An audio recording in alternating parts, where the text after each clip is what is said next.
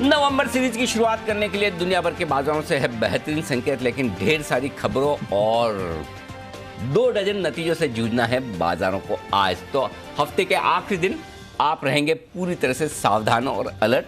स्वागत है आप सबका शेयर बाजार लाइव में। नमस्कार, मैं हूं अनिल सिंघवी। और नमस्कार, मैं हूं Deepanshu Bhandari. Thank God it's Friday sir. ये हफ्ता तो खत्म ही नहीं हो रहा। मतलब किस चीज़ का थैंक करें वो समझ में नहीं आ रहा। बहुत कुछ है दीप, और क्या करें क्या ना करें। तो आइए, एक्शन पैक दिन है, हमारी भी स्पीड फास्ट रहेगी, तो मिस मत करिएगा पूरा एक्शन। जल्दी से बता दूं आज के बड़े ट्रिगर्स। अमेरिकी बाजार फिर से रिकॉर्ड बनाते हुए नजर आए हैं, इस पर रहेगा एक्शन। एनटीपीसी के नतीजे आए कल बाजार बंद होने के बाद, और ढेर सारे वायदा कारोबार के शेयर हैं जिनके नतीजे आए। IRCTC talk of the town, और आप सब सुनना देखना चाहते हैं कि क्या कुछ होगा और क्या कुछ होना चाहिए, इन पर रहेगी पूरी की पूरी हमारी नज़र। और साथ ही प्राइमरी मार्केट के एक्शन पे भी नज़र रखेंगे। और प्राइमरी मार्केट के एक्शन में आप देख सकते हैं नायका का आईपीओ खुला हुआ है ही, और साथ ही फिनो पेमेंट्स का आईपीओ आज से खुलने जा रहा है। बिल्कुल सर, तो ढेरों सवाल हैं सर, और ऑफ कोर्स शुरुआत तो हमने आईटीसी से ही करनी है। मेरे भी आपके लिए कुछ सवाल हैं। क्या हुआ सर और क्यों? हाँ, सबसे पहले ये अच्छा सवाल है कि क्या हुआ है। बेसिकली आईआरसीटीसी टिकट करने का काम करता है प्राइमरीली जी। जो आप टिकट करवाते हैं उस टिकट पर आईआरसीटीसी आपसे कन्वीनियंस फीस लेता है, यानी कि आप आईआरसीटीसी की जिस सुविधा का इस्तेमाल कर रहे हैं उसके लिए आपको पैसा देना है। अगर आप स्लीपर क्लास की टिकट कराएंगे तो पर्टिकुलर पैसा लगेगा, एसी की टिकट करवाएंगे तो ज़्यादा लगेगा, फर्स्ट क्लास का अलग अलग तरीके से। बिल्कुल वही आईआरसीटीसी की सबसे बड़ी कमाई है। क्यों? क्योंकि ये टिकट करने का काम सिर्फ आईआरसीटीसी करती है, और वो मोनोपोली बिजनेस है, राइट। अब हुआ क्या है, कल और आज में क्या बदला है। कल देर शाम एक जो नोटिस आया है एक्सचेंजेस पर, उसमें आईआरसीटीसी ने ये कहा है कि सरकार ने, रेलवे मंत्रालय ने ये फैसला लिया है, इंडियन रेलवे ने ये फैसला लिया है कि जो कुछ भी कन्वीनियंस फीस आती है आईआरसीटीसी को, उसका 50% उन्हें देना होगा। 50% आईआरसीटीसी का, हाँ आधा रेवेन्यू का, प्रॉफिट का नहीं, रेवेन्यू का। जितना भी रेवेन्यू आ रहा है, पिछले साल 300 करोड़ रेवेन्यू था, कोविड की वजह से लगभग काम नहीं के बराबर था, कम था, तब भी 300 करोड़ का कन्वीनियंस फीस का रेवेन्यू था। अभी जहां तक मेरा अंदाजा है, एग्जैक्ट मुझे नहीं पता, लेकिन 20-25% के आसपास रेवेन्यू ऑलरेडी शेयर करता है आईआरसीटीसी सरकार के पास इनडायरेक्टली। अब डायरेक्टली 50% आपको देना पड़ेगा। सो बेसिकली हुआ यह है, जो समझ लें कि जो कुछ टिकट्स करने से जो बड़ा रेवेन्यू सोर्स, आईआरसीटीसी के लिए रेवेन्यू सोर्स बहुत सारे हैं। वो क्या बोलते हैं, कैटरिंग वाला कारोबार भी करते हैं, बाकी और दूसरे बिजनेसेस में भी है, टूरिज्म में भी, तेजस ट्रेन वगैरह भी चलाते हैं। लेकिन मेजर जिस वजह से आईआरसीटीसी को जाना माना जाता है, और जिस वजह से आईआरसीटीसी का स्टॉक 200-250 के पी मल्टीपल पर ट्रेड करता है, वो ये कि टिकट करवाने में उनका मोनोपोली बिजनेस है, उसमें फीस आपको देनी ही देनी पड़ेगी, आपके पास कोई ऑप्शन है ही नहीं। और अब सरकार की नज़र उस फीस पर, सरकार ये चाहती है वो फीस 50% सीधा हमारे पास आए। ये हुआ है जी। तो अब आईआरसीटीसी को ये फीस देनी पड़ेगी सर? ऑप्शन क्या है? ऑप्शन है नहीं, मानना पड़ेगा। आदेश 1 नवंबर से ये लागू हो रहा है। जाहिर है इसका इम्पैक्ट होगा। कैसे समझे इसके इम्पैक्ट को? और एक तरह से जो सेंटिमेंटल इम्पैक्ट भी होता है, एक तो फाइनेंशियल इम्पैक्ट है, दूसरा जो ये सेंटिमेंटल इम्पैक्ट है उसको कैसे देखें? कभी क्या होता है, फाइनेंशियल इम्पैक्ट ज्यादा होता है, सेंटिमेंटल कम होता है जी। कभी सेंटिमेंटल इम्पैक्ट ज्यादा होता है, फाइनेंशियल कम होता है। यहाँ पर दोनों ही ज्यादा है, ज्यादा नहीं, बहुत ज्यादा है। ये जो डिसीजन आप on the face of it देखें तो ऐसा लगता है सोचा समझा हुआ नहीं है। ओके। अगर शायद सोच समझ कर किया जाता तो ये डिसीजन कुछ और होता या ये नहीं होता। ओके। प्रॉब्लम क्या है? प्रॉब्लम यह है कि सरकार क्यों कन्वीनियंस फीस 50% ले लेना चाहती है? क्या सरकार को ऐसा करने का हक है? अगर आप लॉ के हिसाब से जाएंगे, कानून के हिसाब से जाएंगे, अधिकार के हिसाब से जाएंगे तो है। क्योंकि अगर आप ऑफर डॉक्यूमेंट पढ़ें आईआरसीटीसी का, जब आईपीओ आया था तब उसमें क्लियर कट लिखा है कि सरकार जब चाहे अपनी ये फीस बढ़ा सकती है। बिल्कुल करेक्ट, उसमें लिखा हुआ है। तो उस हिसाब से अगर सरकार कोई काम कर रही है तो गलत नहीं करे, ऑफिशियली आप ये कह सकते। लेकिन क्या सरकार को ऐसा करना चाहिए? और उसका जवाब साफ साफ ना है। 100% ना है। देखिए, आज आईआरसीटीसी, मैं खुद आईआरसीटीसी का बड़ा फैन रहा हूँ। हमने कई बार रिकमेंड किया है, बार बार रिकमेंड किया है, और रिकमेंड करने की एक ही वजह है कि ये वो कंपनी है जहां पर आपके लिए मोनोपोली बिजनेस है। ये वो कंपनी है जहां रेवेन्यू फ्लोज एकदम आपके लिए श्योर शॉट है। ये वो कंपनी है जहां पर किसी तरह का कोई कंपटीशन नहीं है, और साथ ही ये कारोबार और बढ़ने वाला है। ये वो कंपनी है जहां पर गवर्नेंस इश्यू नहीं है। तो 3 चीजें खास पसंद आती है, एक रेवेन्यू, दूसरा गवर्नेंस, और तीसरा नए जमाने की ई कॉमर्स कंपनी। तो क्या बदलेगा कल के बाद? क्या ई कॉमर्स कंपनी नहीं रहेगी? रहेगी, वही की वही। क्या ग्रोथ वो होगी? 100% होगी, लेकिन अब आपकी ग्रोथ 50% निकल गई। 50% भी रेवेन्यू पर, प्रॉफिट पर और ज़्यादा, क्योंकि जो भी टिकट कर रही है उसके खर्चे तो आईआरसीटीसी को ही वहन करने हैं, रेवेन्यू सीधा चला जाएगा, ये रॉयल्टी की तरह। तो दूसरा पॉइंट निकल गया। तीसरा पॉइंट गवर्नेंस इशू। आमतौर पर सरकार की कंपनी तो हम ये मानकर चलते हैं गवर्नेंस का कोई इशू नहीं है, और सबसे बड़ा झटका गवर्नेंस पर ही लगा है। क्योंकि अगर सरकार इस तरह से, या फिर रेलवे मंत्रालय या रेलवे इस तरह से फैसला लेगा कि हम जब चाहें इस तरह का बदलाव कर सकते हैं, ये बाजार पसंद नहीं करता, और बाजार इसको पनिश करेगा, और अच्छे से पनिश करेगा।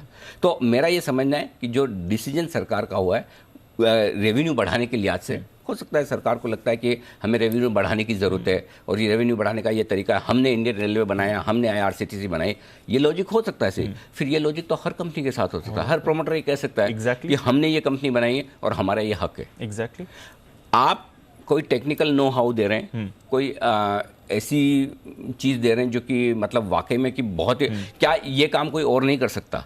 आप अथॉरिटी दें, आप लाइसेंस दें, हजारों कंपनियां तैयार हो जाएगी जो आईआरसीटीसी की तरह प्लेटफॉर्म बनाकर टिकटिंग कर सकती है। एग्जैक्टली। सो ऐसा तो कुछ भी नहीं है जो कि आईआरसीटीसी ही कर सकती है, बाकी नहीं कर सकते, और जिसकी वजह से सरकार को वो पैसा जाना चाहिए। और अगर यही लॉजिक है तो फिर हर प्रोमोटर के लिए ये लॉजिक है। बिल्कुल, हर प्रोमोटर मांग सकता है। फिर आप किस प्रोमोटर को कैसे मना करेंगे कि आप नहीं लेंगे, कोई और लेगा? क्योंकि हर प्रोमोटर ने अपनी कंपनी की ब्रांड बनाई है। जैसे सरकार ने आईआरसीटीसी बनाई, तो मेरे ख्याल से ये डिसीजन बिना सोचा समझा हुआ गलत डिसीजन। और 67% शेयर होल्डर तो सरकार है, तो स्टॉक पे जो भी इंपैक्ट हुआ, गेन जो भी फाइनेंशियल होगी, अगर स्टॉक का इंपैक्ट हो तो सरकार का हो ही चुका है। दीप देखिए, आप ऑलरेडी स्टॉक मेरे ख्याल से 25-30% तो नीचे है ही, ऊपर के लेवल से। आई डोंट नो वो इस वजह से गिरा या किसी और वजह से, वो है ही।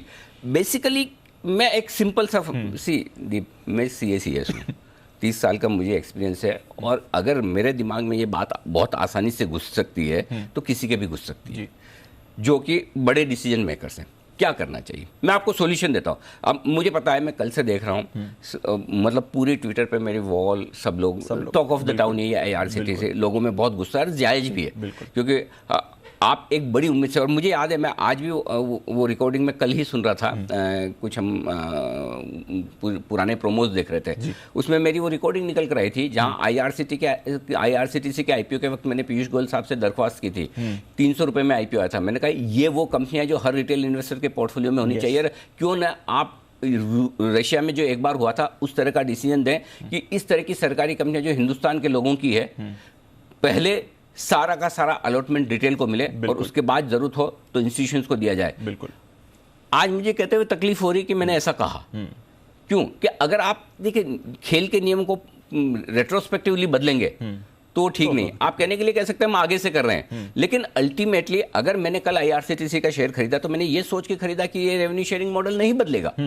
बिल्कुल। और अगर सरकार ये करेगी तो बाकी कंपनियां करेगी, तो आप रोकेंगे कैसे? सबसे बड़ी प्रॉब्लम क्या है कि आप जिस पर्पस से करना चाहते हैं, क्या वो आपका पर्पस पूरा हो रहा है? अब मैं आपको बहुत सिंपल कैलकुलेशन, लोगों का गुस्सा बिल्कुल जायज है, नाराजगी बिल्कुल जायज है, होनी भी चाहिए, और सब कह रहे हैं कि ये फैसला वापस लेना चाहिए। मैं एक ही चीज कहना चाहता हूं, अब जो हो गया उसमें आप क्या कर सकते हैं? कुछ नहीं। जो करना है सरकार को करना है। अगर निर्णय बदलना है तो भी सरकार को बदलना है, और निर्णय बदलना चाहिए। क्यों बदलना चाहिए वो मैं आपको बताता हूं। और ये निर्णय बदलने से सरकार को फायदा होगा, आईआरसीटीसी को फायदा होगा, और रिटेल शेयर होल्डर्स को फायदा होगा, हर एक शेयर होल्डर को। कैसे? पीक टाइम में आईआरसीटीसी का मार्केट कैप 1 लाख करोड़ पहुंचा है, कल 73,000 करोड़ था, राइट?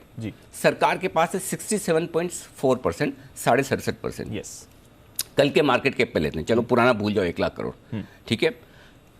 कल के मार्केट में आप सिर्फ 2.5% स्टेक बेच दीजिए। फॉर एग्जांपल आपने 2.5% स्टेक बेची, मैं तो ये कहूँगा कि आप तो 1 लाख करोड़ का मार्केट कैप भी इसलिए दे रहा था बाजार कि भाई आपको पोटेंशियल दिखता है, आगे आते हुए इसमें रेवेन्यू फ्लो दिखता है। 1 लाख करोड़ के मार्केट कैप पे समझिए आप 2% स्टेक बेचते हैं, यानी 2,000 करोड़। ये जो पूरी एक्सरसाइज की है, मैं बता दूं, convenience fees last year 300 crore की थी, जबकि ऑपरेशंस कम थे। हो सकता है इस साल कन्वीनियंस फीस 500-600 करोड़ रुपए सरकार कमाए। इफेक्टिवली थोड़ा तो सरकार वैसे भी ले रही है, करीबन 150 करोड़ एक्स्ट्रा रेवेन्यू आएगा सरकार को ये बदलाव करने से। कितना आ रहा है? 150, सिर्फ 150 करोड़ रुपए। 150 करोड़ रुपए के लिए जो सरकार एक्सरसाइज करने जा रही है, उसका मैं दूसरा सॉल्यूशन देता हूं। आप 2% स्टेक बेचिए, 2,000 करोड़ आएगा। 2,000 करोड़ की आप एफडी करवा दीजिए। वैसे भी 2000 जो 150 करोड़ आता है उसमें से 1/3 25% टैक्स है, वो तो वैसे भी सरकार को ही जा रहा है इनडायरेक्टली। Yes. तो वो तो आप निकाल दीजिए। Exactly. सो अल्टीमेटली आप 100-125 करोड़ रुपए के लिए इतनी फील्डिंग कर रहे हैं, उससे बढ़िया 2%। क्या फर्क पड़ता है, आपके पास 67% नहीं है, 65% स्टेक है, तब भी आपके पास उतनी स्टेक है। तो सरकार 2% अपनी स्टेक कम कर ले, ठीक है, और उसकी एफडी करा दे, उससे जो ब्याज आएगा वो आपके आईआरसीटीसी के कन्वीनियंस फीस से ज्यादा आएगा। एग्जैक्टली। इतनी सिंपल सी कैलकुलेशन है, क्यों नहीं कर सकते? पैसा ही कमाना है ना, रेवेन्यू चाहिए। अब इस चक्कर में 100, 125, 150, 200 करोड़ एक्स्ट्रा कमाने के चक्कर में क्या किया है वो देखिए जी। 1 लाख करोड़ की मार्केट कैप वाली कंपनी आ जाएगी आपकी 40,000 करोड़ पर, 30,000 करोड़ कहां जाकर रुकेगा मुझे नहीं पता जी। ठीक है, आज तो है, आज 25%, 30%, 40% ये लोगों के गुस्से पे डिपेंड करता है। ठीक है, कहां जाके रुकेगा मुझे नहीं पता। तो अगर आपने वैसे ही 60,000 करोड़ का मार्केट कैप, 50,000 करोड़ का मार्केट कैप आपका उड़ गया और उसमें से 2/3 तो आप ही का है, खुद का, सरकार का है, तो इसमें कौन सा समझदारी वाला आप ही का लॉस होगा? लॉस। इससे बढ़िया ये सिंपल कैलकुलेशन करनी चाहिए। तो मेरी दरख्वास्त है इंडियन रेलवे से, मेरी दरख्वास्त है आईआरसीटीसी के टॉप मैनेजमेंट से, सरकार से, प्लीज इसको फिर से देखिए, फिर से समझिए कि क्या एक बेहतर ऑप्शन हो सकता है। क्या 100-150 करोड़ रुपए के चक्कर में, एक्स्ट्रा कमाने के चक्कर में आपको इस तरह का डिसीजन लेना चाहिए? बिल्कुल, जो कि सरकार की, इंडियन रेलवे की इमेज भी खराब करता है, बिल्कुल, कंपनी की इमेज खराब करता है और सबका नुकसान करता है। सो आई थिंक एक सेंसिबल डिसीजन होना चाहिए, फिर से विचार करना चाहिए। सर आशा करेंगे ये बदला जाए सेंटिमेंट डिसीजन। 1-2 सवाल छोटे से और हैं सर। आईआरसीटीसी पर एक्शन है, अभी तक आईआरसीटीसी को एज अ पीएसयू बट अलग तरह की पीएसयू के साथ देखा जाता है। क्या ये वापस फिर वो जो लेगेसी इश्यूज आते हैं पीएसयूज के, कभी भी पॉलिसी बदल सकती है, और क्या बाकी पीएसयूज पर भी इसका इम्पैक्ट हो सकता है? ये दीप, ये मेरी गलती है, मैं मानता हूं कि मैंने इंडियन रेलवे आईआरसीटीसी में हमेशा आईआर को इंडियन रेलवे गिना नहीं, ये मेरी गलती। और मैं ही नहीं, अगर मार्केट 250 का पी मल्टीपल दे रहा है तो कुछ सोच समझ के दे रहा है कि हम, और मैं ऑनेस्टली मैं आईआरसीटीसी कंपनी को बहुत पसंद करता था, अभी भी करता हूं, बिजनेस मॉडल के हिसाब से अभी भी करता हूं, मैनेजमेंट को बड़ा पसंद करता हूं, बड़ा एग्रेसिव मैनेजमेंट है। लेकिन ये चीजें जो होगी ये किसी भी कंपनी में कभी भी हो सकती है, इसका अंदाजा मैं आप कोई भी नहीं लगा सकता। मैं कोई सफाई नहीं देना चाहता कि मैं क्यों पसंद करता था, हम कुछ एजम्पशंस पे करते हैं, बिल्कुल, है ना। आज है ना, हम कहते हैं कि 3:30 बजे की कल सुबह फिर आपसे मुलाकात होगी, तो हमारा एक एजम्पशन है कि कल हम जिंदा रहेंगे और फिर शो करेंगे। बिल्कुल, लाइफ में कुछ चीजें ऐसी जो आपको एज्यूम करके चलनी पड़ती है। आप ये नहीं मान सकते कि आपके रूल्स इस तरह से चेंज हो जाएंगे। बिल्कुल, पॉलिसी चेंज होती है, रूल्स चेंज होती है, वो हमारे हाथ में नहीं है। हम कुछ चीज़ों को हम ये मान के चलते हैं कि ये कुछ चीज़ें हैं जो कांस्टेंट रहेगी। और अगर जो लोग ने, जिन लोगों ने जो पढ़ाई की है, कंपनीज एक्ट वगैरह की है, तो कंपनी को हम मान के चलते परपेचुअल है, गोइंग एंटिटी। हाँ, गोइंग एंटिटी कभी बंद नहीं होगी, उसके दम पर हम करते हैं। लेकिन ऐसे में जाहिर सी बात है, अगर आप कोई ऐसा डिसीजन ले, ऐसा एक डिसीजन पहले भी लेने की कोशिश की थी सर। वो डिसीजन हुआ था दीप, मेरे ख्याल से एक्साइज ड्यूटी जो तेल कंपनियां थी उनके शेयरिंग के मामले में, कि आपको भी एक्साइज ड्यूटी शेयर करनी पड़ेगी, और तब जितना सरकार को रेवेन्यू आना था उससे कहीं ज्यादा नुकसान कंपनियों का एक दिन के शेयर में हो गया। सो मेरे ख्याल से अब 2 चीजें हो सकती है, या तो किसी ने इसका इफेक्ट समझा नहीं और डिसीजन ले दिया कि भाई रेवेन्यू बढ़ाना ये एक तरीका, ये कर दो। मुझे लगता है ज्यादा संभावना है, सोच समझ के कोई ऐसा डिसीजन ले, मुझे तो नहीं लगता। Correct sir. देखिए, मिनिस्ट्री में भी बड़े बड़े ऑफिसर्स बैठे हैं जी, वो हमसे ज़्यादा समझदार हैं, आईएएस हैं, आईआरएस हैं, पढ़े लिखे हैं। हो सकता है कई बार ओवरसाइट में हों, और ओवरसाइट में अगर कोई ऐसा डिसीजन हो गया तो उसको रेक्टिफाई करने में कोई हर्ज नहीं। नहीं तो फिर इसमें कोई डाउट नहीं, ये सरकार के डाइवेस्टमेंट पे आगे इम्पैक्ट डालेगा ही डालेगा। भले डाइवेस्टमेंट हो जाए, वो वैल्यूशंस नहीं मिलेगा। कल को आप कॉनकोर के लिए लैंड लाइसेंस फीस की बात करें, वो फिर बदलेंगे तो कल आप बीपीसीएल का डाइवेस्टमेट कर रहे हैं, कल उसमें कोई टैक्सेशन या टैक्स लगाने के तरीके बदल देंगे तो कोई भी कंपनी, कोई भी प्रमोटर, प्राइवेट हो, फॉरेनर हो या इंडियन हो, ये तो एश्योरेंस चाहेगा ही ना कि जो चीज़ आप मुझे बेच रहे हैं वो, उसमें आप कुछ चीज़ों को बदलाव नहीं करेंगे। और अगर ये रिस्क है तो फिर ये रिस्क हर सरकारी कंपनी के साथ है, और उसका असर हर डाइवेस्टमेंट में डेफिनेटली पड़ेगा। तो आईआरसीटीसी के लिए तो अपना इम्पैक्ट है ही, लेकिन इसके बिगर इम्पैक्ट है जो आई एम श्योर सरकार समझेगी। और इस मामले में मुझे लगता है जो सबसे बढ़िया काम कर सकता है वो है दीपम से राय लेनी चाहिए कि क्या ये करना ठीक है। सही बात है। और आई एम श्योर दीपम इस पर राय ये देगा कि नहीं, ये करना ठीक, अग्री नहीं करेंगे। चलिए आशा करते हैं कि इस पर थोड़ा तो दोबारा सोच विचार हो। एक फाइनल क्वेश्चन सर, इसी मुद्दे पर, फिर बाकी चीजों पर बात करेंगे। कल हुआ है स्टॉक स्प्लिट, ठीक है, आज है रिकॉर्ड डेट, तो निवेशकों के पास शेयर अभी नहीं आए हैं, मंडे ट्यूसडे या फिर कुछ दिन बाद आएंगे। Correct. अगर एज एन इन्वेस्टर मेरे पास है और मेरे को ये खबर नहीं पसंद है, मैं एग्जिट करना चाहता हूं, आज तो मैं एग्जिट भी नहीं कर पाऊंगा। देखिए, इसमें एक सिंपल सी चीज़ है दीप, आप इस स्टॉक को बाय करें, सेल करें या होल्ड करें, तीनों ही केस में आप गलत पड़ेगी, तीनों ही केस में। बिल्कुल। और क्यों, वो बताता हूँ। बाय करके तो गलत हो ही चुके हैं, ये तो प्रूव है। बिल्कुल। और अगर स्टॉक कम से कम 20-25% घटना है, 1-15% तो 2-5% तो कम से कम है। Yes. उसके बाद देखेंगे क्या होता है। 35-40 भी हो जाए तो बड़ी बात नहीं। बिल्कुल। पहली चीज़ तो बाय करके तो आप गलत हो गए, सेल करके भी गलत होंगे। क्यों कि किस लेवल पर जाकर आपका बिकेगा, Yes. कौन से सर्किट में, वो आपको पता नहीं। करेक्ट। होल्ड करके तो गलत है ही है, जब नीचे जा रहा है। प्रॉब्लम क्या है, सपोज आपने बेच दिया, अब मैं भी बोलता हूँ हो सकता है कि IRCTC चलिए 600 आ जाए, 500 आ जाए, यू नेवर नो।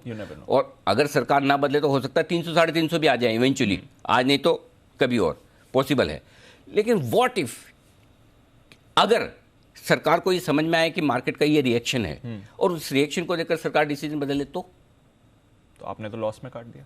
फिर तो आप वापस, तो अब इसमें मैं राय ही नहीं दूंगा कि आपको क्या करना चाहिए, क्योंकि आप जो भी एक्शन लेंगे वो गलत होने के पूरे चांस हैं। जिस लेवल पर बेचेंगे हो सकता है वहां पर बॉटम बना दे, नहीं बेचेंगे गिरता जाएगा, हो सकता है गिरते गिरते सरकार ना बदले तो 500 आ जाए, 600 आ जाए, 300 आ जाए, यू नेवर नो। तो मतलब इसमें मतलब भाई आपको है ना, पॉइंट क्या है, जब आपको खेल के नियम पता हो तो आपको पता है खेलना कैसे। सही बात है। और कोई बड़ी बात नहीं, जिस तरह का रिएक्शन आप देखेंगे उसको देख के अगर सरकार मन बदल लेने, नहीं भाई ठीक है, हमने नहीं सोचा था कि इसका ये इफेक्ट होगा, हम अपनी गलती सुधारते हैं। उनकी तो गलती सुधर गई, आपका क्या सुधरेगा? आपका तो गया, आपका तो गया। अब दूसरा सवाल ये कि अब आया भी ऐसे वक्त पे जब स्टॉक स्प्लिट हुआ है। एग्जैक्टली। आज शायद मेरे ख्याल से हो सकता है जो लोग आज बेचेंगे उनका तो स्टॉक लग जाएगा डिलीवरी 2 दिन बाद, लेकिन लगे नहीं लगे वो एक सेकेंडरी चीज है। स्प्लिट वाले शेयर तो अभी आए नहीं। हाँ, स्प्लिट वाले शेयर कल शायद लिस्ट नहीं हुआ था, कुछ वो ISIN नंबर को लेकर भी इशू था, हो सकता है वो आज हो जाए करे। लेकिन पॉइंट ये, सवाल ये नहीं है कि शेयर आपके पास चलिए 80% शेयर आना बाकी, 20 तो है, 20 है, लेकिन 20 भी आपको बेचने चाहिए क्या? अब इसमें कोई भी डिसीजन गलत होने के पूरे चांस है। सो मेरा पॉइंट सिंपल है, शांति रखें, कुछ ना करें, देखें। आई एम श्योर आज बड़े डेवलपमेंट्स होंगे। मंडे को शायद IRCTC के रिजल्ट भी हैं। यस सर, मंडे को रिजल्ट भी हैं, बोर्ड मीटिंग भी होगी। I am sure board meeting में मामला ये भी उठेगा, इस पर डिस्कशन भी होगा, मार्केट का जो रिएक्शन है। तो ऐसे में एकदम आराम से शांति से बैठें, कोई हड़बड़ी कोई जल्दबाजी, क्योंकि आप ऑर्डर डालेंगे भी बेचने का तो आपके पहले इंस्टीट्यूशंस हैं, आपका कहाँ नंबर लगेगा? लोअर सर्किट पे आज तक कौन बेच पाया है और अपर सर्किट पे कौन ले पाया है? करेक्ट। अनलेस कि आपसे बड़ा प्लेयर वो चाहे कि उसको अपर सर्किट पे सप्लाई देनी है, और जब आप अपर सर्किट पे लेते हैं तो जिस दिन आ गया उस दिन नीचे का सर्किट लगता है। करेक्ट। यही है ना मामला। तो जब आपने को पता है कि इतिहास क्या कहता है तो फिर क्यों एडवेंचर करने का? तो प्लीज कुछ ना करें, शांति से देखें, इंतजार करें और दुआ करें, प्रार्थना करें कि ये फैसला बदले। LIC का भी 2% हिस्सा है। हाँ, लेकिन एक चीज है दीप, इसमें एक चीज है, वो कहते हैं वो रहीमन धागा प्रेम का, उसमें अगर आप एक बार वो धागा टूट गया, आप गांठ बांध भी देंगे उसको, देखो गांठ पड़ गई। अब IRCTC को वो वैल्यूएशन कभी नहीं मिलेगी, कभी नहीं मिलेंगे। और जितने जोर से, जितने कॉन्फिडेंस से मैं IRCTC लेने के लिए बोला, मैं कभी नहीं बोल पाऊंगा। मेरे दिमाग में पीछे कहीं कहीं ना और दिल में कहीं कहीं एक डर रहेगा, कभी कुछ बदल गया नहीं यार, मतलब नहीं, वो कंफर्ट नहीं आता। ये कुछ डैमेज ऐसे होते हैं जो फाइनेंशियली रिपेयर हो सकते हैं, इनमें इमोशनली रिपेयर नहीं होते। वो इम्पैक्ट परमानेंट है, वो परमानेंट। चलिए आशा करते हैं इस पर दोबारा विचार हो। और ऑफ कोर्स IRCTC आज की सबसे बड़ी खबर है ये सर, तो इस पर तो हमारा फोकस है। पर दूसरी बड़ी खबर, नई एक्सपायरी की हो रही है शुरुआत, और अक्टूबर के उतार चढ़ाव के बाद अब नई एक्सपायरी पर कहां पर रखनी है नजर सर? देखिए, नवंबर की सीरीज पिछले 3 साल से अच्छी रही है, ये सबसे बढ़िया बात है जी। जो रोल ओवर्स हुए हैं वो थोड़े हल्के हैं पिछले महीने के मुकाबले में। पिछले महीने हमने 57% रोल ओवर किए थे, इस बार 54% रोल ओवर किए, तो रोल ओवर ठीक है। सीरीज का 3 साल का ट्रैक रिकॉर्ड तो अच्छा है, तो उस हिसाब से बहुत ज्यादा दिक्कत तो नहीं होनी चाहिए, ठीक है। और बड़े मुंह के लिए भी जानी जाती है। पिछले साल तो 11% बढ़े थे हम, लेकिन वो एक्सेप्शनल साल था। तो डीप मेरा ये सोचना है कि हल्के नोट पर हम शुरुआत कर रहे हैं, थोड़ी लॉन्ग साइड पर पोजीशन भी कम है, तो ये एक रिलीफ वाली बात है। और ओवरऑल आपके जो ओपन इंटरेस्ट है वो कम है, रोल ओवर्स कम है। ट्रेडिशनली नवंबर से लेकर जनवरी तक का पीरियड मार्केट के लिए ठीक रहता है। Yes. Traditionally Yes. जनरली थोड़ी थोड़ी खरीदारी आती है प्री बजट का, समझ लें, नए साल के पहले में। तो ऐसे सीरीज को लेकर हम लाइटर नोट पर चल रहे हैं, तो कोई खास बदलाव नहीं है। अच्छी बात है वो। चलिए ठीक है, तो नई सीरीज है सर, नई शुरुआत है, नई आईपीओ पर भी आपकी राय लूंगा, पर उससे पहले आज का सेटअप सर। आज के सेटअप के हिसाब से देखें तो दीप, सेटअप में जो ग्लोबल संकेत हैं पॉजिटिव नहीं, बहुत इससे बढ़िया क्या आएंगे, है ना। मतलब मैं ये सोच रहा हूँ कि हमारे सारे माहौल के बीच में एक ग्लोबल मार्केट ही जो हमें पकड़े हुए हैं। आपने कल देखा थोड़े से ग्लोबल खराब क्या हुए, हमारी एकदम हालत ही खराब हो गई। तो नो डाउट एक्सपायरी भी था, ग्लोबल भी खराब थे, एफआईएस की बिकवाली तो है ही, लेकिन ग्लोबल संकेत समझो थोड़े भी खराब हो जाए तो क्या कुछ। आज समझो अगर ये डाउ 250 ऊपर है, 250 नीचे होता तो तो आप ऊपर खुल ही नहीं सकते। डाउ 250 ऊपर है, रिकॉर्ड बना रहा है, उसके बावजूद हमें हरे में खुलने में तकलीफ आ रही है, फ्लैट है एकदम, करेक्ट। सो वो सेंटिमेंटल इंपैक्ट है। तो ग्लोबल संकेत पॉजिटिव है, एफआईएस के सुपर नेगेटिव है, डीआईज पॉजिटिव हैं, हल्के फुल्के से नाम के लिए। वायदा कारोबार के संकेत अच्छे हैं क्योंकि इस सीरीज की शुरुआत हम पुट कॉल रेशियो 0.9 पर कर रहे हैं, जो कि हल्का है। सेंटिमेंट कॉशियस है, कॉशियस से थोड़ा सा नेगेटिव, अगर आईआरसीटीसी को और जोड़ देता हूँ और अच्छा, ट्रेंड अभी तक पॉजिटिव है। अगर बदलना है तो आज अगर एक भी नेगेटिव क्लोजिंग होती है निफ्टी बैंक निफ्टी पर, तो ट्रेंड आपका पॉजिटिव से न्यूट्रल मंडे के लिए हो जाएगा। ये एकदम डीप, एकदम मेक और ब्रेक लेवल पर 39,500 की बात हमने कल दोपहर में की थी कि 39,500 के नीचे बंद होंगे तो ट्रेंड न्यूट्रल होगा। बैंक निफ्टी 39,500 पर बंद हुआ। 17,850 17,950 क्लोजिंग बेसिस पर रेंज दी थी, एग्जैक्ट 17,850 पे, और ये रेंज की बात हम तब से कर रहे हैं जब 18,300 400 वहां से हमने वो लेवल निकाल कर, तो एकदम अहम लेवल पर बंद हुआ है। आज ओपनिंग से ज्यादा क्लोजिंग इंपॉर्टेंट है। चलिए, तो आज एक और सवाल था मेरा सर, पर आज की क्लोजिंग के बाद फिर उसको आगे बढ़ाएंगे सर। लेवल्स की आपने बात करी, तो लेवल्स कौन से निकल कर आ रहे हैं आज के लिए सर? 17,700 17,750 तुरंत प्रभाव से सपोर्ट का काम करेगा। इसके नीचे 17,600 17,650 स्ट्रॉन्ग बाय जोन बनकर आएगा। ऊपर 17,950 18,050 ये हायर जोन है। 18,100 18,175 वो रेंज है जहां पर प्रॉफिट बुकिंग और बिकवाली फिर से आती दिखेगी। बैंक निफ्टी 39,300 39,350 तुरंत सपोर्ट के तौर पर काम करेगा, जो कल के लोज है 39,350 एकदम सपोर्ट लेवल पर आकर रुका है। इसके नीचे फिसला तो फिर सीधा सपोर्ट नहीं है, बड़ा दूर है, 500-600 पॉइंट की रिस्क खुल जाती है बैंक निफ्टी में 39,300 के नीचे, और वो है 38,675 38,775 वहां तक जा सकता है। ऊपर कितना जा सकते हैं? 39,950 40,000 ये रुकावट का लेवल है। इसे पार करके निकले तो 40,150 40,325 की रेंज वो है जहां प्रॉफिट बुकिंग और बिकवाली और शॉर्ट सब कुछ होता हुआ दिखेगा। ओके, तो ये हैं आपके लिए बड़े लेवल्स आज के। ट्रेडिंग रेंज अगर आज के निकालें सर, क्योंकि कल इंपॉर्टेंट लेवल्स पर बंद हुए, तो ट्रेडिंग रेंज क्या निकल कर आएगी? 17,750 17,950 ये दिन की ट्रेडिंग रेंज होगी। 100 पॉइंट इधर 100 पॉइंट उधर, दोनों तरफ। ओके, 17,650 और 18,050 200 पॉइंट दोनों तरफ।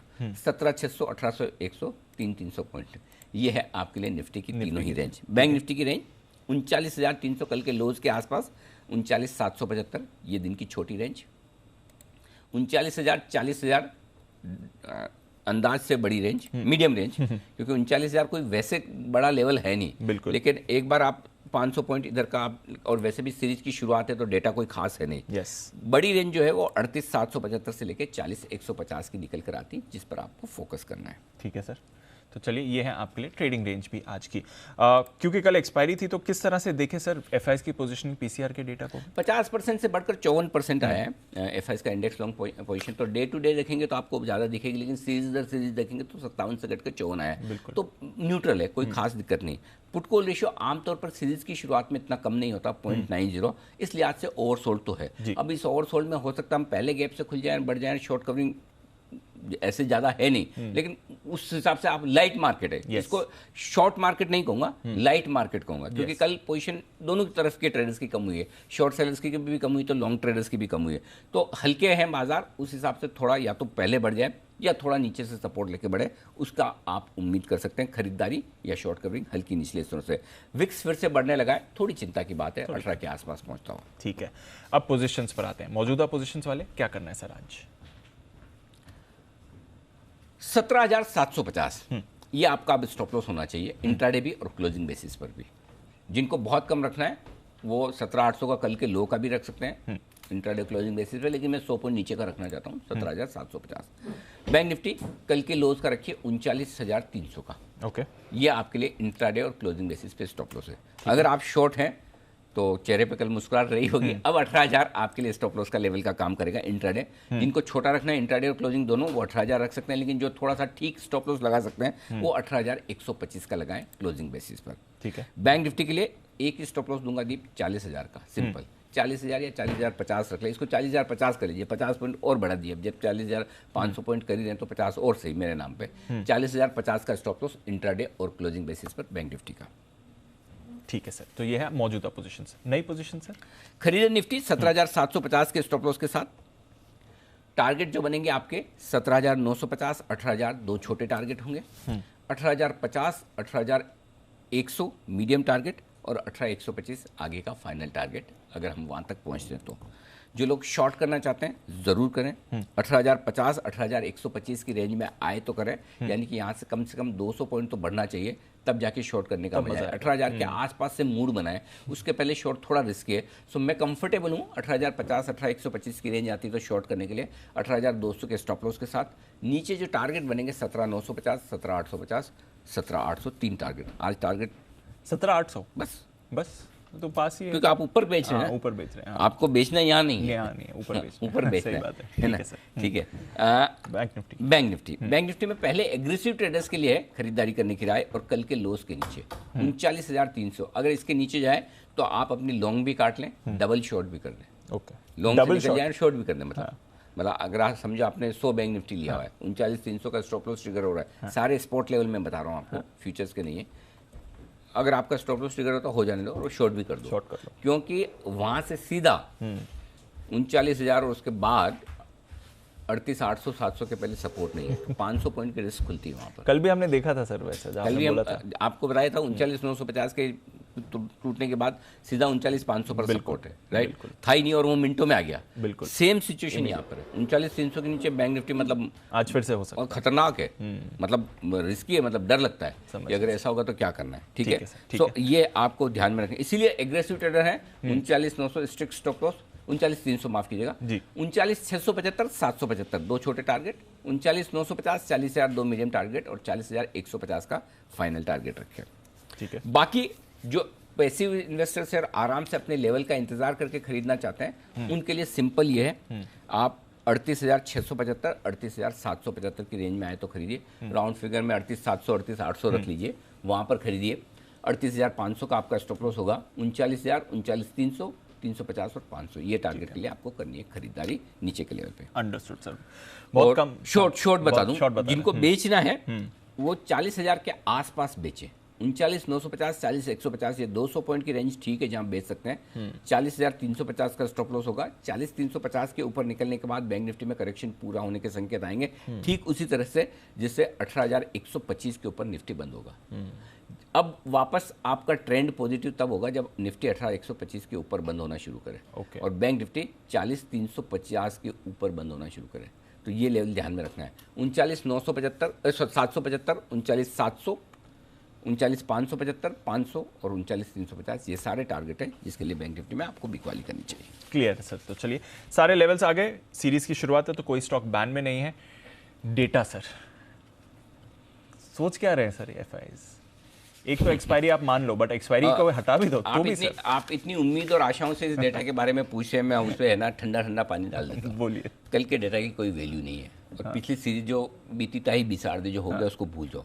आज से क्या करेंगे? देखो कल के डेटा बहुत भारी भरकम है, देखेंगे मूड खराब होगा।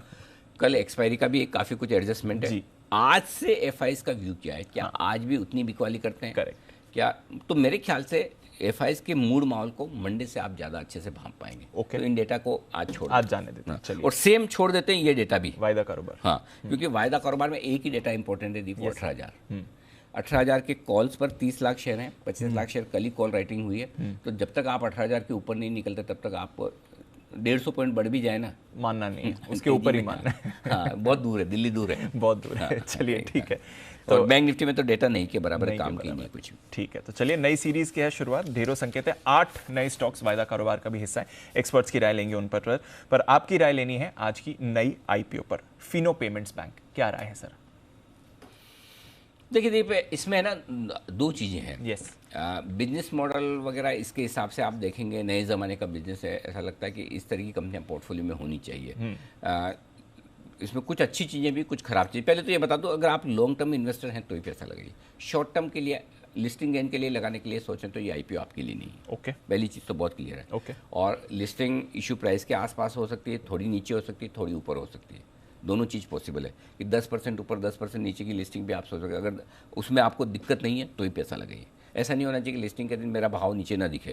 वो यही भाई अगले 5 दिन में मार्केट और 500 पॉइंट निकल गया तो कुछ नहीं कर सकते। आप मार्केट की रिस्क भी तो लेके चलते हैं। बिल्कुल। तो इसलिए लिस्टिंग गेन के लिए आज से मत सोचिए। और अगर फिर और आपको लगता है कि नहीं मार्केट की रिस्क है तो फिर आप लिस्टिंग होने के बाद खरीद लीजिए। तो पहली चीज़ तो ये, पैसा अगर जिसको लगाना है लंबे समय के लिए लगाना है, थोड़ा अभी लगाना है, और थोड़ा आप ये सोच के लगाइए, एक लोड जैसे आपने अप्लाई किया और ये लोड सोच के लगाइए, अच्छा मान के चलेगा अलॉटमेंट आ जाएगा फिर बता देता हूँ। नहीं तो बहुत बार लोग बोलते हैं हमको अलॉटमेंट नहीं मिलता, जिसमें मिलता है वो नीचे लिस्ट होता है। तो ये मान के चलेगा कि अगर नीचे लिस्ट हुआ तो आपको और लेना है तो ही लगाइए। क्लियर है?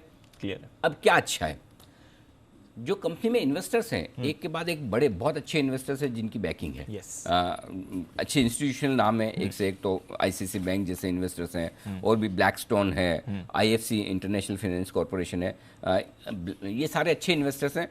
प्लस एंकर बुक जो बन के आई वो भी अच्छी दिख रही है। ऐसे लोगों ने एंकर बुक में पैसा लगाया जो लॉन्ग टर्म के लिए पैसा लगाते हैं, तो उस हिसाब से थोड़ा कंफर्ट कॉन्फिडेंस आता है। दूसरा, ग्रोथ ट्रैक रिकॉर्ड पिछले 3 साल का जो हमारे पास में काफ़ी अच्छा है, और आगे के लिए आउटलुक भी बढ़िया है, क्योंकि डिजिटल पेमेंट्स में पूरी दुनिया जा रही है, हिंदुस्तान जा रहा है, तो इनका बिजनेस तो बढ़ने वाला है। और हिंदुस्तान के 90% ज्योग्राफी में 90% जिलों में ये पहुंच चुके हैं, तो रीच भी बन रही है। बहुत कम स्टार्टअप्स हैं जो प्रॉफिट मेकिंग है, ये भी इसी साल प्रॉफिट मेकिंग हुए हैं, लेकिन है तो हैं। तो प्रॉफिट मेकिंग है, आईपीओ से जस्ट पहले प्रॉफिट मेकिंग हुआ है, जैसे नायका हुआ है।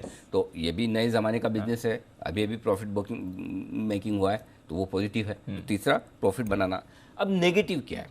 कंपटीशन बहुत है। 6 फुल फ्लेज पेमेंट बैंक्स हैं ऑलरेडी, और इनमें सबसे बड़ा है पेटीएम, जिसका आईपीओ भी आ रहा है। ये पेटीएम के बाद दूसरा सबसे बड़ा पेमेंट बैंक है, नंबर 2 है। पेटीएम और इनकी साइज में 4 गुना से ज़्यादा का फर्क है। वाओ, ये इतने छोटे हैं पेटीएम से। लेकिन पेटीएम अभी भी लॉस मेकिंग है, और ये प्रॉफिट कर रहा है। फर्क क्या है? फर्क सिर्फ एक ही चीज़ का, पेटीएम का 20% हिस्सा जो खर्चा है रेवेन्यू का, वो जाता है ऐड करने में। हर एक जगह आपने देखा ना, क्रिकेट से लेकर हर जगह पेटीएम करो, पेटीएम। बिल्कुल, इनका सिर्फ 1% जाता है। वहीं ये पैसा बचा रहे हैं कि कम ऐड करके। और ये जो थोड़ा बहुत किया भी होगा, अभी आईपीओ आने के पहले क्या होगा, आईपीओ आने के बाद, तो ये जो पैसा बन रहा है ना, वो बन नहीं रहा, बच रहा है। पैसा बनने में, पैसा बचने में फर्क है। सो इन्होंने अपनी कॉस्ट को कंट्रोल किया, तो यही फर्क है। लेकिन इस स्पेस में कंपटीशन बहुत है जी। करेक्ट, बहुत ज़्यादा। पेटीएम से ये सबसे बड़ा कंपटीशन, तो बिल्कुल उनकी साइज के हिसाब से। तो ये बड़ा एक चीज़ है। दूसरा बड़ा रिस्क है जो आईआरसीटीसी का सुनने के बाद मुझे और ध्यान में आता है, सरकार कभी भी नियम बदल ले। पेमेंट बैंक को लेकर लगातार लाइसेंस बांट रही है सरकार, इस तरफ पूरा फोकस है कि हिंदुस्तान में हर आदमी डिजिटल हो जाना चाहिए बैंकिंग के हिसाब से। तो नियम बदल सकते हैं, और वो नियम बदले तो इनके वैल्यूएशंस बदल सकते हैं। तो वो इनके हाथ में नहीं है, लेकिन वो रिस्क इन्वेस्टर्स के लिए तो है ही है। बिल्कुल। सो ये 2 चीज़ें, तो इसलिए जो रिस्क लेने वाले इन्वेस्टर्स हैं, लॉन्ग टर्म के लिए लगाना चाहते हैं, वही लगाएं, नहीं तो फिर छोड़ दें। लिस्टिंग गेन के लिए जाने दें। ना, लिस्टिंग गेन के लिए नहीं। ठीक है, क्लियर है। तो फिनो पेमेंट्स बैंक, इसका आईपीओ भी आज खुल रहा है, नजर रखेंगे इस पर। और नायका के आईपीओ का आज है दूसरा दिन। पहले दिन अच्छे सब्सक्रिप्शन फिगर्स आते हुए आपको दिखे हैं। आइए फिर और आज कौन से स्टॉक्स हैं उन पर डाल लेते हैं नजर। ट्रिगर्स, नतीजे और साथ ही ब्रोकरेजेस। मानसी, देवांशी, वरुण और साथ ही आशीष के साथ। मानसी, मॉर्निंग, बताएं आज के ट्रिगर्स। Good morning Deepanshu.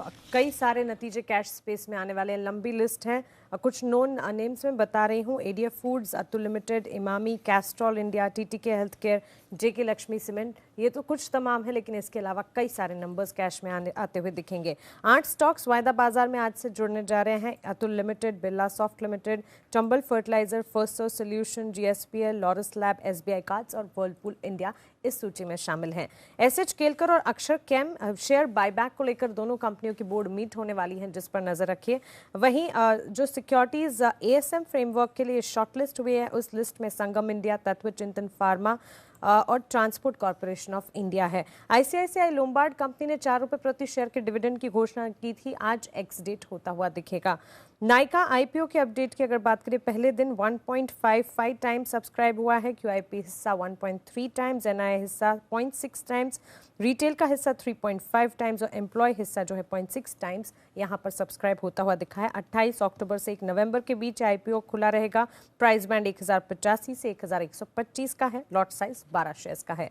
वायदा बाजार में कल बाजार बंद होने के बाद इंटरग्लोब एविएशन के नतीजे आते हुए दिखे। अनुमान से भी बेहतर नतीजे कंपनी ने पोस्ट किए हैं। कंपनी की आय जो है 5300 करोड़ का, जहां अनुमान हम लगाकर चल रहे थे 5608 करोड़ पोस्ट की है। 86% की यहां पर तेजी देखने को मिली है। एबिडार जहां पर हम -142 का अनुमान लगाकर चल रहे थे, 341 करोड़ पर आते हुए ये दिखी है। वहीं मुनाफा जो है यहाँ पर 1850 -1850 का अनुमान था। यहाँ पर मुनाफा नेगेटिव में है, लेकिन अनुमान से यहाँ पर कमी दिखी है। 1436 करोड़ पर मुनाफा यहाँ पर आता हुआ, लॉस जो है आता हुआ दिखा है। पैसेंजर लोड फैक्टर 58.7% से 71% पर जाता हुआ दिखा है। क्लियरली अनुमान से अच्छे नतीजे इंटरग्लोब एविएशन के आते हुए। टाटा पावर कंपनी के नतीजे ऑपरेशनली वीक हैं, बिलो एस्टिमेट हैं। सिर्फ प्रॉफिट्स जो हैं वो इन लाइन है। प्रॉफिट का अनुमान था 410 करोड़ का, 421 करोड़ का आता हुआ दिखा है। मार्जिन जो है 24% से 17% पर गिरते हुए दिखे हैं। 22% तक का हमारा अनुमान था। और आय जो है 18.3% की बढ़ोतरी दिखी है। 9810 करोड़ की कंपनी ने आय पोस्ट की है। हायर अदर इनकम से यहाँ पर मुनाफे को सहारा मिलता हुआ दिखा है और सेल ऑफ इन्वेस्टमेंट से 200 करोड़ की गेन्स कंपनी ने किए हैं। जनरेशन रेवेन्यू में 36% का डाउन ट्रेंड है। रिन्यूएबल्स रेवेन्यू में 35% की बढ़ोतरी है। ट्रांसमिशन रेवेन्यू 49% बढ़े हैं। वहीं सोलर ईपीसी की ऑर्डर बुक जो है 9264 करोड़ की है। मैनेजमेंट में बदलाव की खबर है। संजीव चूरीवाला को सीएफओ के तौर पर अपॉइंट किया गया है। 1 जनवरी 2022 से पद संभालेंगे।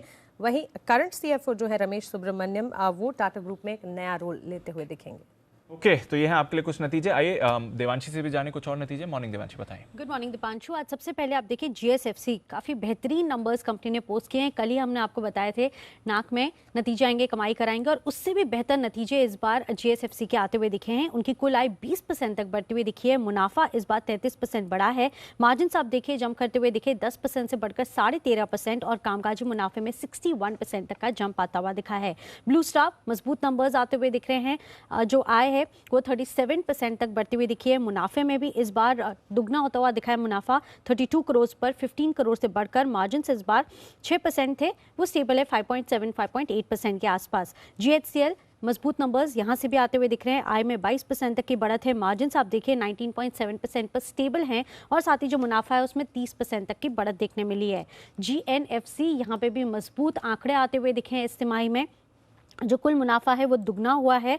139 करोड़ थे, वहाँ से बढ़कर 282 करोड़ का मुनाफा कंपनी ने पोस्ट किया है। इसके साथ ही इनका जो कामकाजी मुनाफा है वो भी आप देखें 125% तक का जंप इस बार आता हुआ दिखा है। 430 करोड़ पर कामकाजी मुनाफा, जो पिछले साल करीब 200 करोड़ के थे। और साथ ही जो बिक्री है वो भी 75% तक बढ़ती हुई दिखी है। तो इस स्टॉक पर आप फोकस कीजिए। और कर्नाटका बैंक, यहाँ पे भी नंबर्स जो हैं वो काफ़ी शानदार आए हैं। हालांकि एसेट क्वालिटी हल्की सी कमज़ोर होती हुई दिखी है, लेकिन आप देखिए ब्याज से आय में 11% तक की बढ़त है। मुनाफा 6% तक बढ़ता हुआ दिखा है। जो प्रोविजंस हैं वो इस बार कम होते हुए दिखे हैं। 270 करोड़ थे, वहां से घटकर 240 करोड़ हुए हैं। ग्रॉस एनपीएस 4.5%, 3.9% से थोड़े से बढ़कर, और साथ ही जो नेट एनपीएस हैं वो 2.8% पे आते हुए दिखे हैं। आखिर में श्री रेणुका शुगर्स, इस बार घाटा हुआ है कंपनी को, मुनाफे से घाटे में आते हुए दिखी है। 100 करोड़ का घाटा कंपनी ने पोस्ट किया है, जो कि पिछले साल 100 करोड़ का मुनाफा था। कुल बिक्री 13% तक कम होती हुई दिखी है। और इस बार जो मार्जिन है वो नेगेटिव होते हुए दिखे हैं, जो कि पिछले साल पॉजिटिव थे। तो कमजोर नतीजे श्री रेणुका शुगर्स से। ओके, और फाइनल सेट ऑफ नतीजे और खबरें वरुण के पास भी। वरुण, मॉर्निंग, बताइए। गुड मॉर्निंग दीप। तो नतीजों से शुरुआत करता हूं। सुदर्शन केमिकल कमज़ोर नतीजे हैं। यहाँ पे रेवेन्यू 16.5% बढ़े हैं, लेकिन मार्जिन देखिए 14.6% से गिर के 9%। मुनाफा जो है 23% गिरा है। यूटीआई एएमसी नतीजे अच्छे हैं। सेल्स 37.6% बढ़ा है। मार्जिन में भी बढ़ोतरी है, 56.5% से बढ़ के 61%। मुनाफा जो है 119 करोड़ से बढ़ के 200 करोड़ पे आया है। कार ट्रेड, यहाँ पे नतीजे कमज़ोर है। आय ज़रूर बढ़ी है, लेकिन मार्जिन देखिए एबिटा फ्रंट पे कंपनी ने 32 करोड़ का लॉस किया और बॉटम लाइन पे 38 करोड़ के आसपास का नुकसान कंपनी ने किया है। जेके टायर नतीजे कमज़ोर है। रेवेन्यूज़ 31% बढ़े हैं, लेकिन मार्जिन 15.6% से गिर के 9.7%। और कंपनी का जो मुनाफा है 105 करोड़ से गिर के 66.5 करोड़। केमकॉम स्पेशलिटी केमिकल, यहाँ पे रेवेन्यू फ्लैट, मार्जिन गिरे हैं 38% से गिर के 31%, मुनाफा 6% गिरा है। तो यहाँ भी कमज़ोर नतीजे। और एक खबर है गोदरेज ग्रुप के लिए कि गोदरेज परिवार जो है वो इस ग्रुप को दो बेसिकली ग्रुप्स में, ये जो फैमिली है दो बेसिकली ग्रुप्स में इसको डिवाइड करने की योजना बना रही है, जिसके लिए ऑलरेडी कामकाज जो है वो शुरू कर दिया है। पहला ग्रुप जो है वो आदि गोदरेज और नादिर गोदरेज के पास होगा और दूसरा ग्रुप जो है वो दरअसल जमशेद गोदरेज के पास होगा। तो परिवार में बंटवारा हो रहा है तो ग्रुप में बंटवारा। ओके, तो गोदरेज ग्रुप स्टॉक्स पर रखें नजर और ढेरों नतीजे भी हैं आज। आइए ब्रोकरेज एक्शन पर भी डालते हैं नजर एफआईआर में।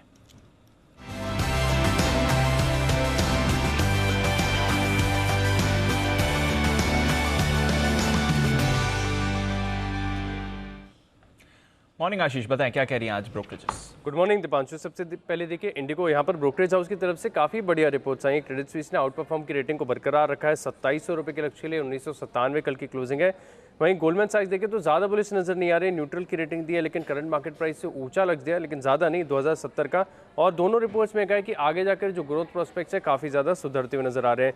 मेरे को यहाँ पर भी नतीजों का इम्पैक्ट देखने को मिलेगा। मॉर्गन स्टैनली की तरफ से रिपोर्ट आई है, ओवरवेट की रेटिंग को बरकरार रखा है 670 रुपये के लक्ष्य के लिए। ये कह रहे हैं कि जनरल कंसेंसस के लिहाज से आप देखें तो अर्निंग्स ठीक ठाक रही है लेकिन इनके अनुमान से कमजोर है। हालांकि मैनेजमेंट आगे भी डबल डिजिट रेवेन्यू ग्रोथ की जो गाइडेंस है इसे दे रहा है, इसके चलते स्टॉक पर भरोसा बना हुआ है, 670 का लक्ष्य दे रहे हैं। मैक्वारी ने आउट परफॉर्म की रेटिंग को बरकरार रखा है 660 रुपये के लक्ष्य के लिए, कोई बदलाव नहीं किया। क्रेडिट स्विस 630 रुपये का लक्ष्य दे रहे हैं और सीएलएसए ने जो है अंडर परफॉर्म की रेटिंग को बरकरार रखा है 560 रुपये के लक्ष्य के लिए। मैंने फाइनेंस यहाँ पर भी नतीजों का इम्पैक्ट है, असेट क्वालिटी में काफ़ी बढ़िया इंप्रूवमेंट देखने को मिला है। प्रोविजनिंग राइट ऑफ जो है अब शुरू हो चुकी है लेकिन ग्रोथ अभी भी धीमी है, इसके चलते देखिए ओवरवेट की रेटिंग को बरकरार रखा है। सीएलएसए ने 240 रुपये का ऊंचा लक्ष्य दिया है, 186 जो है कल की क्लोजिंग है। और वहीं आप देखिए तो मॉर्गन स्टैनली ने जो है करीब 240 का लक्ष्य दिया है। मैक्वारी ने जो लक्ष्य दिया है न्यूट्रल की रेटिंग के साथ 180 रुपये का दिया है। यूनाइटेड ब्रेवरीज यहाँ पर नतीजों का कल इम्पैक्ट देखने को मिला था, आज अच्छी रिपोर्ट्स आते हुए देखी है ग्रोथ को लेकर, खासतौर पर जो वॉल्यूम ग्रोथ रिपोर्ट कर रहे हैं और आगे जाके एक्सपेक्टेशंस है, इसके चलते गोल्डमैन सैक्स ने खरीदारी किराए को बरकरार रखा है और लक्ष्य 1501 से बढ़ाकर 1630 रुपये कर दिया है। क्रेडिट स्विस भी अगर आप देखें तो आउट परफॉर्म की रेटिंग को बरकरार रखे हुए और ज़्यादा लक्ष्य दिया है, 1650 से सीधा बढ़ाकर 1800 कर दिया है, करीब 1600 रुपये की कल की क्लोजिंग है। आरबीएल बैंक पर जेपी मॉर्गन की रिपोर्ट है, नतीजे कमजोर है, यहाँ पर न्यूट्रल की रेटिंग को बरकरार रखा है, 200 कल की क्लोजिंग है, 200 रुपये का इन्होंने लक्ष्य दिया है। लूपिन पर नजर रखिएगा क्योंकि क्रेडिट स्विस ने रेटिंग को अपग्रेड कर दिया है और लक्ष्य बढ़ा है, 875 से बढ़ाकर 925 रुपये कर दिया है। मैक्वारी ने टारगेट काटा, 1006 से काटकर 950 रुपये कर दिया है। वहीं अगर आप देखें तो मॉर्गन स्टैनली ने ओवरवेट की रेटिंग को बरकरार रखा है 1335 रुपये के लक्ष्य के लिए। एसबीआई कार्ड्स यहाँ पर मॉर्गन स्टैनली की तरफ से रिपोर्ट आई है, ओवरवेट की रेटिंग को बरकरार रखा है और लक्ष्य बढ़ा है 1280 से बढ़ाकर 1350 रुपये कर दिया है। और अंत में क्यूमेंस इंडिया, यहाँ पर क्रेडिट स्विस की तरफ से रिपोर्ट आई है, आउट परफॉर्म की रेटिंग को बरकरार रखा है 1150 रुपये के लक्ष्य के लिए।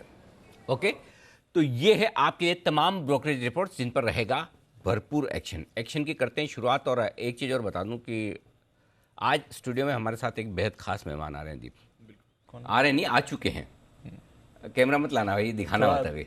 तो आप लोगों को अंदाज लगाना है और गेस करना है। हाँ, मुझे नहीं लगता बहुत लोग अंदाज लगा पाएंगे। जो अंदाज लगाएगा, जो मुझे ट्वीट करेगा, मैं उसका नाम भी पढ़ने वाला हूँ। अरे वाह, कि कौन ऐसे खास मेहमान आपके तो पास में ही बैठे हैं। तो चलिए, तो एक बड़े खास मेहमान हमारे साथ स्टूडियो में जुड़ चुके हैं, आप अंदाज लगिए। तब तक हम वरिंदर बंसल से मुलाकात करके आते हैं।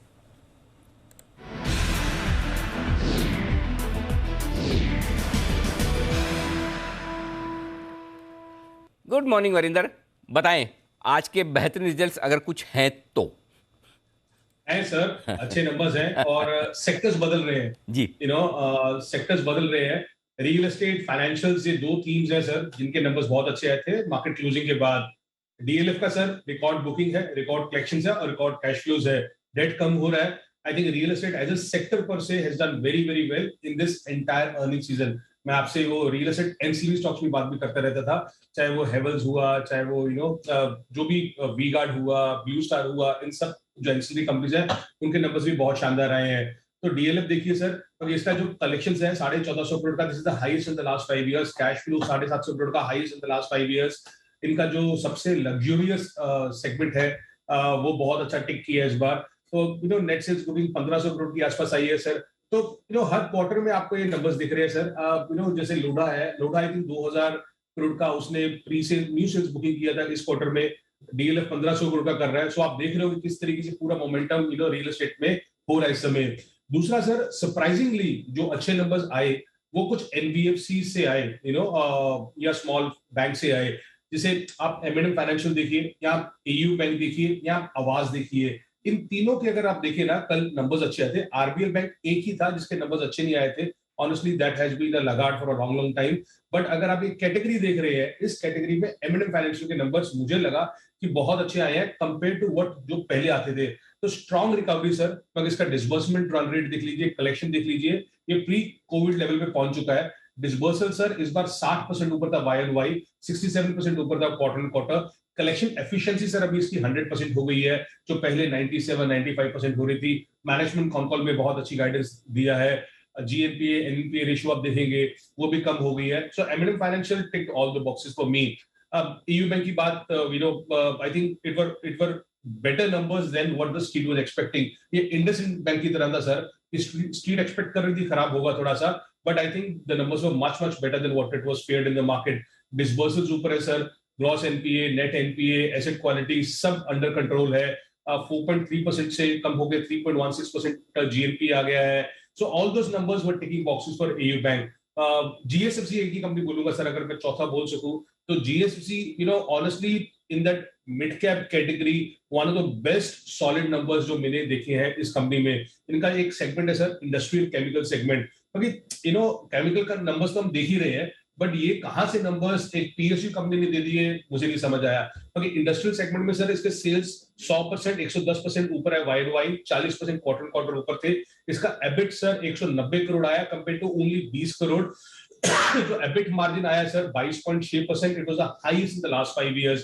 सो आप देख सकते हो केमिकल्स में जब हम मार्जिन प्रेशर बोल रहे हैं, बट इन्होंने इंडस्ट्रियल सेगमेंट में बहुत अच्छा किया। सो ये 4 नंबर आज मैं लिबर्टी लेके ऐड किया sir, DLF, M financial, AU bank and GSFC, ये चारों बहुत जबरदस्त नंबर्स थे। और कमजोर नतीजे?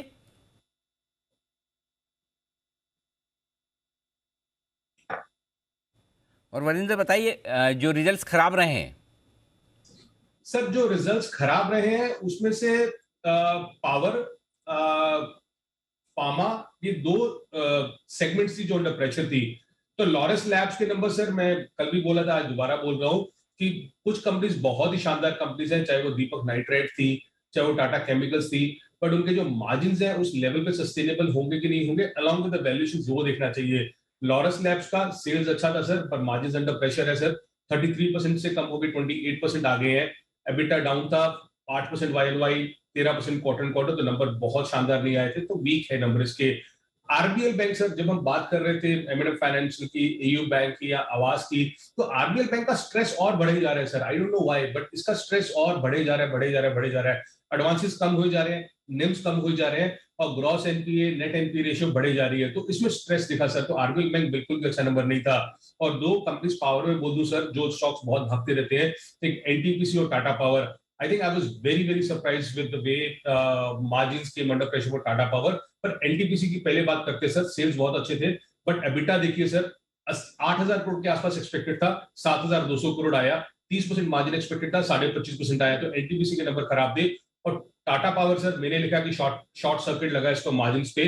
तो सेल्स सर 1.5% नीचे क्वार्टर क्वार्टर, 1.5%, बट आप सोचिए एबिटा 24% नीचे हो गया क्वार्टर क्वार्टर, मार्जिन 25% से 17% आ गया।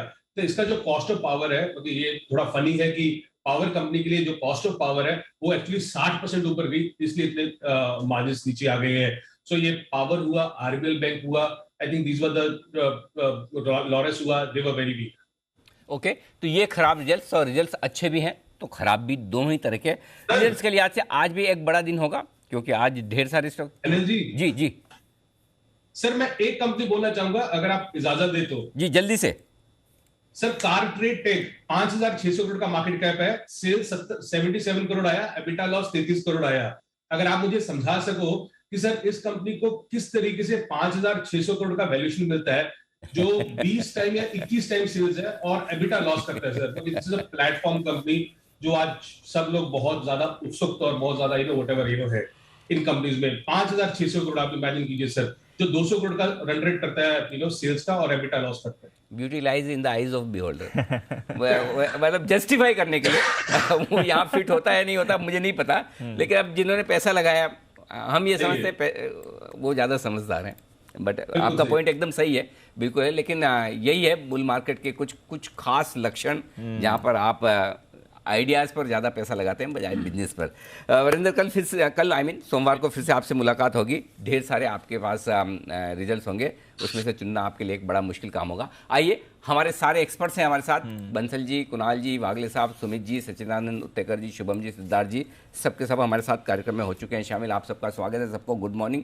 और जो मैंने कहा था कि स्टूडियो में हमारे खास मेहमान है, उस पर ढेर सारे ट्वीट आए हैं, और अब और उसमें ज़्यादातर ट्वीट्स में सबने सही नाम बताया, सही नाम बता, मतलब 50% से ज़्यादा एक्यूरेसी रेशियो, जो कि मार्केट में कभी होता नहीं है। और उसकी वजह यह है कि जो मेहमान आ रहे हैं उन्होंने, अब मैंने देखा 1 घंटे पहले ट्वीट कर दिया था कि मैं मुंबई में हूँ, तो लोगों ने आइडिया लगा लिया। बच्चन साहब, बहुत बहुत स्वागत है आपका, धन्यवाद सर, एकदम सही दिन आए हैं आप, मतलब आज ही सबसे ज़्यादा लोगों का कॉन्फिडेंस और थोड़ा खून बढ़ाने की जरूरत है।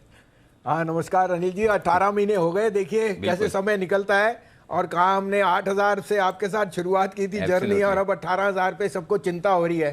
तो चिंता और जिसे कहते हैं ना फियर और ग्रीड साथ में साथ जाता है। और कल जो सेल ऑफ देखा है वो मैंने भी नहीं एंटिसिपेट किया था कि इतना बड़ा, और उसका कारण क्या है अनिल जी, अगर आप एनालाइज करें, ऐसा तो नहीं था कि इंडिया बंद हो रही है या किसी की कोलैटरल सेलिंग थी, तो मैं उसका कारण यही कह सकता हूँ कि it was 90% due to the derivative expiry, correct, जो आपकी कॉल पुट थी, एंड एफआईएस का muscle power was exerted.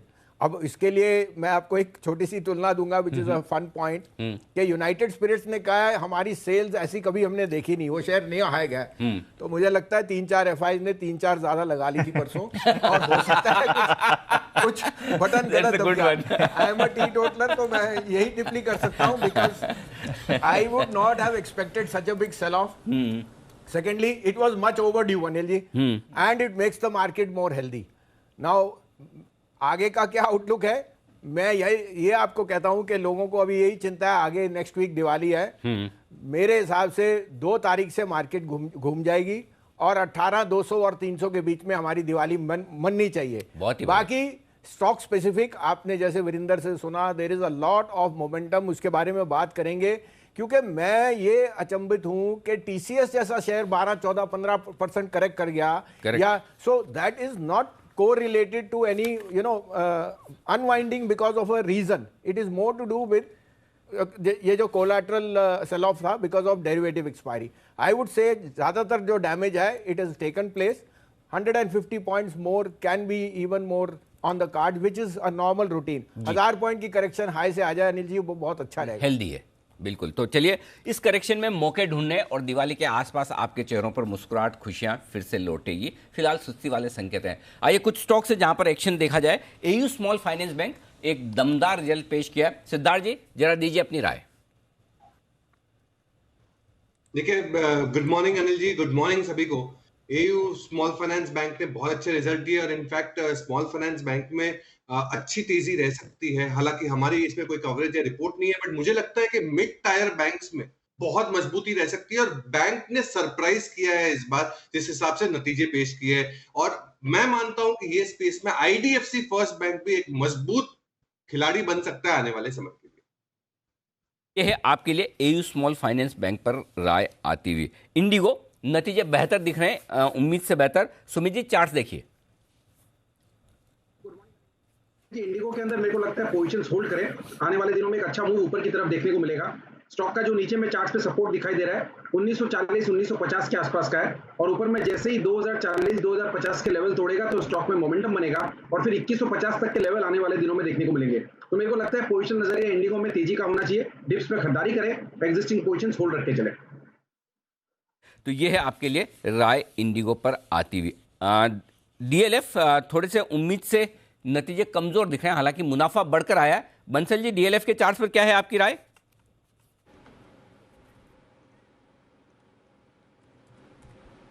Good morning Anil ji. DLF के अगर हम टेक्निकल स्ट्रक्चर को देखें तो अनिल जी थोड़ा सा डिस्टॉर्टेड है, और यहाँ पर 415 के लेवल जब टूटेंगे ऊपर में तब एक पॉजिटिव क्रॉसओवर देखने को मिलेगा। तो एज ऑफ नाउ मोमेंटम तो 415 के ऊपर आएगा। अगर थोड़ा जल्दी आना होगा, थोड़ा सा वेट एंड वॉच करना पड़ेगा। अगर 1-2 दिन साइडवेज रहता है तब शायद लेवल चेंज होंगे। एज ऑफ नाउ तो 415 के ऊपर ही खरीदारी की राय होगी।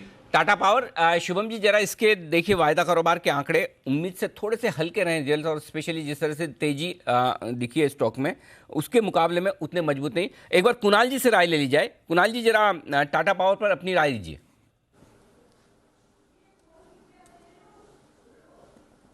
अनिल जी देखिए, टाटा पावर का चार्ट देखें तो सबसे पहले तो अनिल जी गुड मॉर्निंग आपको भी और दीपांशु को भी और बसीन साहब को भी। अनिल जी देखिए, टाटा पावर का चार्ट देखें तो मुझे लगता है कि कंसोलिडेशन का फेज चल रहा है। जरूर नतीजों के बाद आपको थोड़ी बहुत कमजोरी देखने को मिल सकती है, लेकिन मुझे ऐसा लगता है कि 210 का सपोर्ट जो है ये होल्ड करना चाहिए और इवेंचुअली स्टॉक में तेजी बननी चाहिए। तो नीचे के लेवल्स पर खरीदारी का प्रयास करें। 210 के आसपास मुझे एक बड़ा सपोर्ट नजर आता है। ओके, 210 के आसपास है सपोर्ट टाटा पावर में। जीएसएफसी, सचिन जी जरा इसके चार्ट देखिए, नतीजे बेहद दमदार हैं, आय मुनाफा सब कुछ बढ़कर आया, और हमारा कल नतीजे आएंगे कमाई कराएंगे का स्टॉक भी था जिसमें हमने अनुमान लगाया था कि अच्छे रिजल्ट्स रहने चाहिए। बाजार के मूड के साथ थोड़ा कमजोर बंद हुआ है 131 पर। बताएं क्या कह रहे हैं charts? Good morning Anil ji, good morning Deepanshu. देखिए जिस तरीके से स्ट्रक्चर है डेफिनेटली यहाँ पर एक बाय ऑन डिक्लाइन की ही रणनीति कंटिन्यू रहनी चाहिए। जिस तरीके से 120 के आसपास इसने एक ब्रेकआउट दिया था, उसके पैटर्न टारगेट्स अभी भी पेंडिंग है ऑन द हायर साइड। मुझे लग रहा है 155 160 के आसपास के स्विंग्स बनने चाहिए। सो डेफिनेटली अगर यहाँ पर थोड़ी सी एक डिक्लाइन मिल जाती है तो वहाँ पर खरीदारी करने का ही सलाह होगी और मौका ढूंढना चाहिए 120 के स्टॉप लॉस के साथ 155 के टारगेट के लिए। तो बाय ऑन डिक्लाइंस की रणनीति रखिए, बट जीएसएफसी डेफिनेटली अगर डिक्लाइंस आज के सत्र में मिल जाती है 125 के आसपास के तो अक्यूमुलेट करने की ही सलाह। गिरावट में करें खरीदारी जीएसएफसी में, यह है राय सचिन जी की।